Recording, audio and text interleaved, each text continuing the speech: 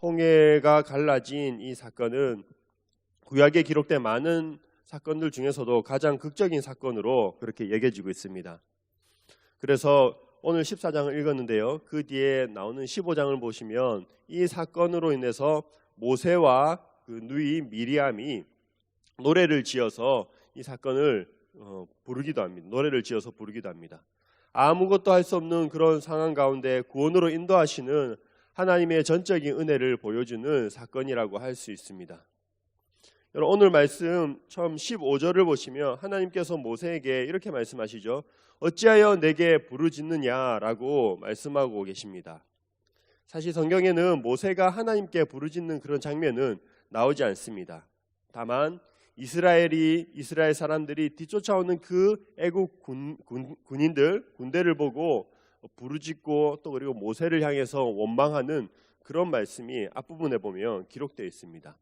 그래서 우리가 생각해 볼 수 있는 것은 그런 이스라엘의 부르짖음을 모세가 듣고 모세도 하나님 앞에 나아가서 하나님께 부르짖으며 살려달라고 구원해달라고 그렇게 부르짖으며 기도했다는 것을 우리가 추측해 볼 수 있습니다. 뒤에는 애국 군인들이 빠르게 쫓아오고 있고 앞으로 나아가야 하는데 앞에는 홍해가 가로막혀 있는 아무것도 할 수 없는 이 상황 가운데서 모세가 할 수 있는 건 기도밖에 없지 않았나 그런 생각을 하게 됩니다. 그렇게 기도하고 있는 모세에게 하나님께서 말씀을 주시는데 이제는 행동하라라고 이렇게 말씀하십니다. 손을 위로 내밀어서 바다가 갈라지게 하고 또 이스라엘 사람들을 앞으로 이제 나아가게 하라라고 말씀하고 있습니다. 사랑하는 성도 여러분, 하나님께서 모세에게 요구하신 이 행동 어려운 행동이 아니었습니다. 스스로 홍해를 갈라라라고 말씀하신 것이 아니라 단지 손을 바다 위로 내밀라라고 하셨죠. 하지만 이 단순해 보이는 행동이지만 사실은 믿음이 필요한 행동입니다. 과연 이것을 누가 못할 사람이 있을까 그렇게 싶기도 그런 생각이 들기도 하지만 믿음 없이는 할 수 없는 행동이라는 것이죠. 실제로 이스라엘 사람들이 광야 생활을 하면서 불뱀에 물렸을 때에 노뱀을 쳐다보기만 하면 나을 수 있다고 말하는데도 불구하고 그때 노뱀을 쳐다보지 않아서 죽는 사람들이 있었습니다. 여러분, 우리가 구원은 오직 하나님의 은혜로 가능하다는 것을 알고 있습니다. 하지만 그 가운데 하나님께서 우리에게 요구하시는 믿음이 있습니다. 단순한 행동조차도 믿음 없이는 할 수가 없다는 것이죠. 모세가 하나님의 말씀에 믿음으로 순종했다면 이와 대조적으로 애굽 사람들은 여전히 그 마음 가운데 완악한 마음을 품고 있습니다. 앞서 10가지의 재앙을 통해서 계속해서 말씀하시는 것이 바로가 그런 완악한 마음을 품었다고 말씀하고 있는데요. 오늘 말씀을 보니 이제 그 바로뿐만 아니라 17절에 보시면 애굽 사람들의 마음을 완악하게 하셨다. 그런 애굽 사람들의 마음의 완악함을 볼 수가 있습니다. 여러분, 완악한 마음이란 어떤 마음이겠습니까?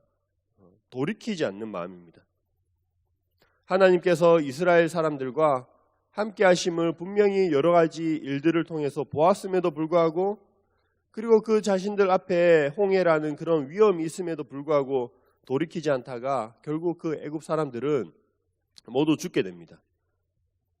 회개가 잘못을 인정하고 자신의 방향을 돌이키는 것이라면 완악한 마음은 자신의 고집을 꺾지 않는 그런 모습이라고 할 수 있습니다.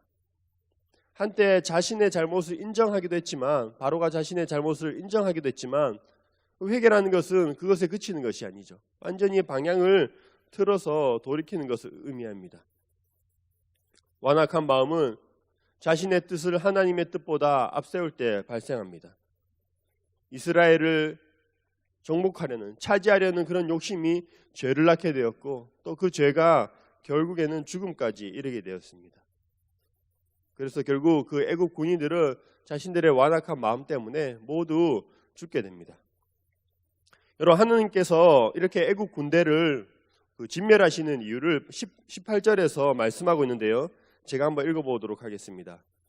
내가 바로와 그의 병거와 마병으로 말미암아 영광을 얻을 때야 애굽 사람들이 나를 여호와인 줄 알리라 하시더니,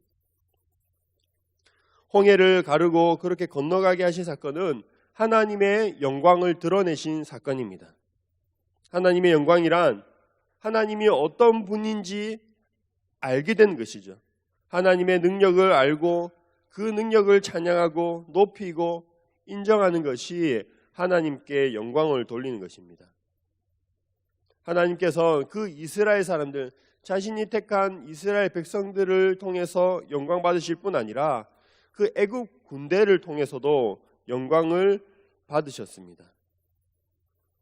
이스라엘과 애굽 군대에게 이 홍해라는 사건은 동일한 사건이지만 전혀 다른 그런 결과를 낳게 되었고요.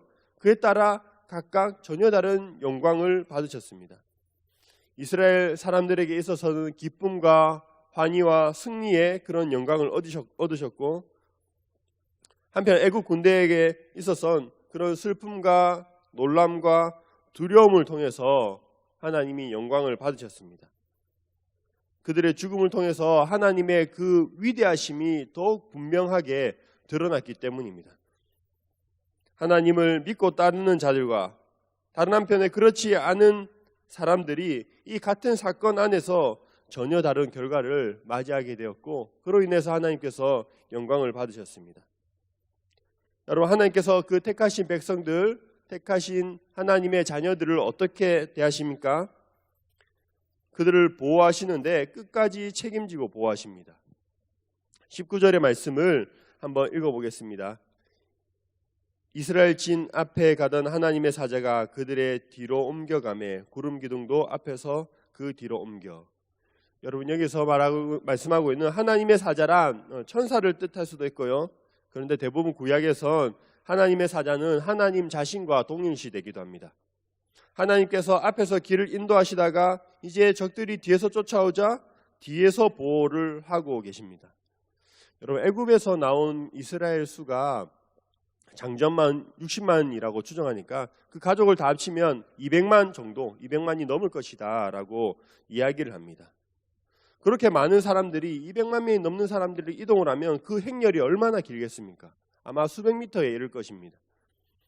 뒤에서 적들이 쫓아오고 있는 상황에서 건강하고 빠른 사람들은 앞서서 갈 수 있지만 약하고 느린 사람들은 뒤로 처질 수밖에 없다는 것이죠. 그들은 가장 먼저 적들의 표적이 되었을 것입니다. 하지만 하나님께서 그렇게 뒤처진 사람들, 약한 사람들을 버리지 않으십니다. 하나님의 뜻은 짐승까지도 한 사람도 잃지 않고 이스라엘을 구원하는 것이 하나님의 뜻이었습니다. 하나님은 구름 기둥으로 이스라엘 진영과 애굽 진영을 구별하시면서 한쪽은 빛으로 그리고 한쪽은 어둠으로 나누십니다. 흑암 재앙 때와 마찬가지로 이 빛과 어둠의 대조를 통해서 지금 하나님께서 누구 편에 서 계신지, 누구 편에 서 계셔서 도우고 계신지를 보여주고 있습니다. 그리고 이제 드디어 홍해가 갈라지고 이스라엘 사람들이 건너가게 되는데요. 저는 이 본문을 읽을 때마다, 이 부분을 읽을 때마다 어릴 때 봤던 그 이집트의 왕자라는 애니메이션이 참 많이 생각이 납니다. 그 장면에 보면 가장 극적인 장면이죠. 모세가 지팡이를 탁 내밀자 바다가 순식간에 갈라져서 그 사이를 건너가는 장면. 아주 웅장한 음악과 함께 그 장면이 머릿속에 떠오르는데요. 사실 성경을 자세히 보시면 그런 식으로 바다가 갈라지지 않았다는 것을 우리가 알 수 있습니다. 여러분, 21절에 바다가 어떻게 갈라졌는지 좀 자세하게 설명을 하고 있는데요. 모세가 바다 위로 손을 내밀자, 지팡이를 들고 손을 내밀었겠죠. 손을 내밀자 큰 동풍이 밤새도록 불어서 바닷물이 갈라지게 되었다라고 말씀하고 있습니다. 그러니까 우리가 생각하는 것처럼 한순간에 갑자기 바다가 갈라진 것이 아니라 밤새도록 이 동풍으로 인해서 바다가 갈라졌다는 걸 알 수 있다는 것이죠. 네. 바다가 이제 갈라졌는데요. 그것도 대충 갈라진 것이 아니라 그 물이 있던 그 땅이 마른 땅이 되었다. 마른 땅이 되도록 갈라졌다라고 말씀을 하고 있습니다. 여러분, 마른 땅이 되는 것이 중요한 이유가 사실 이스라엘 사람들이 이동을 하는데 수레도 있을 것이고 짐승도 있고 어린아이도 있고 그렇게 많이 많은 짐을 들고 이동하는데 땅이 질퍽질퍽했다면 이동하기 힘들었을 것입니다.